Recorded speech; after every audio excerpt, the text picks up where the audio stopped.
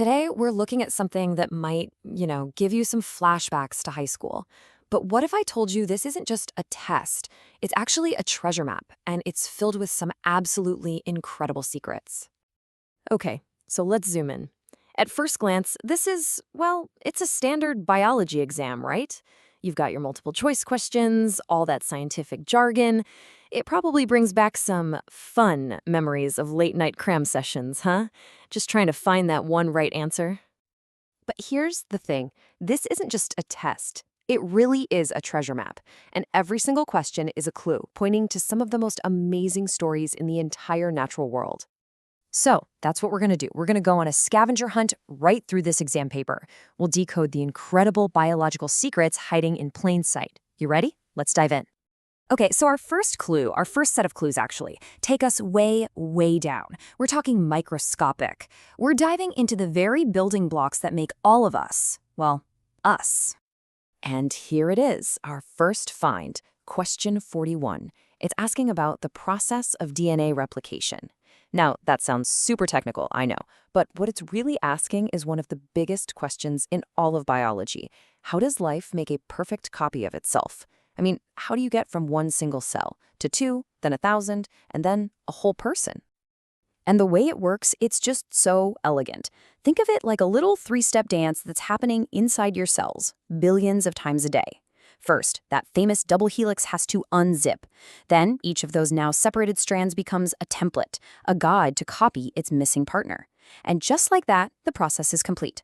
You end up with two perfect, identical DNA molecules. It's literally life's ultimate copy machine. But, any machine, no matter how tiny, needs fuel. It needs power. And that brings us right to our next clue, question 56, which is all about the energy that gets released from a molecule of ATP. So, what in the world is ATP? Okay, so think of ATP as the cash of the cellular world. It's the universal energy currency for pretty much every living thing. Every time a muscle tightens or a nerve fires or a new molecule gets built, a little bit of ATP is spent. It's like a tiny, rechargeable battery pack that powers the whole show, from your own heartbeat to that DNA replication we just talked about. All right, let's pull back a bit. We're going to zoom out from that microscopic world, because our next set of clues shows us how that fundamental energy powers some of nature's most bizarre and wonderful designs in the animal kingdom. Check this out. Question 21. It's asking about the poison fangs of a venomous snake. Now, this isn't just about some sharp tooth. No way. This is a clue that points to an absolute masterpiece of evolutionary engineering. And what's so cool about fangs is that they aren't some totally new invention. They're actually just modified maxillary teeth. That's just a fancy term for regular teeth in the upper jaw. But over millions of years, they were repurposed. They got longer, sharper, and eventually a groove on the tooth folded in on itself, creating a hollow tube, all for one single deadly purpose: delivering venom. I mean, think about it.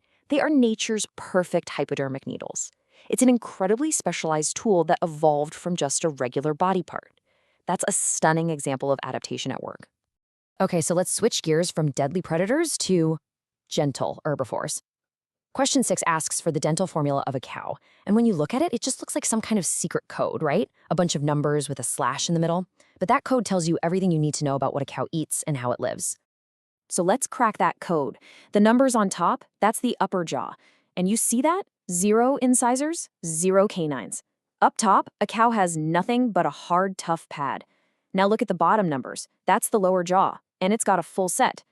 This whole design is perfectly built for its job. The bottom teeth clamp grass against that tough upper pad to rip it out, and then those huge molars in the back just grind it all up. Its entire mouth is basically a grass processing factory. So we've gone from animals, and now our scavenger hunt is taking us into the plant world. And you might think of plants as just scenery, right? Passive. But this test is about to show us they are full of their own wild, dynamic secrets. And speaking of dynamic, get a load of question 31. It asks us to identify a walking fern. A walking fern. Yeah, you heard that right. It sounds like something straight out of a fantasy novel, but it is 100% real, and it's an absolutely fascinating survival strategy. So how does a fern walk? Well, it's pretty ingenious. The fern grows these really long arching leaves. And when one of those leaf tips droops down and touches the damp forest floor, boom, it sprouts a whole new root system, right there from the tip. A perfect little clone of the parent plant starts to grow from that new spot. So over time, this sort of leapfrogging process lets the whole fern colony literally walk its way across the landscape. Okay, from moving plants to the very source of their power. Question 25 asks something kind of curious.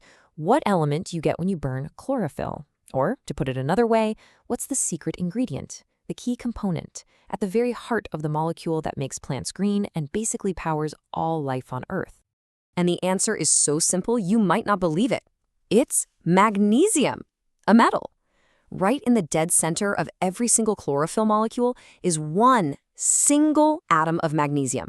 It's the metallic spark that holds the whole thing together and lets it perform the magic trick of photosynthesis, grabbing sunlight and turning it into pure energy. Okay, so we've seen microscopic machines, we've seen deadly fangs, we've seen walking plants. For our final find, we're going to uncover the one clue that ties all of these incredible stories together. And here it is, question 106. It asks, who proposed the theory of natural selection? And folks, this isn't just another random fact to memorize.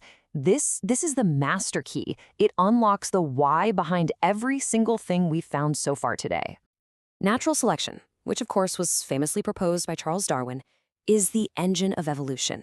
It's this really simple but incredibly powerful idea that any living thing with traits that are better suited for its environment is just more likely to survive and have kids.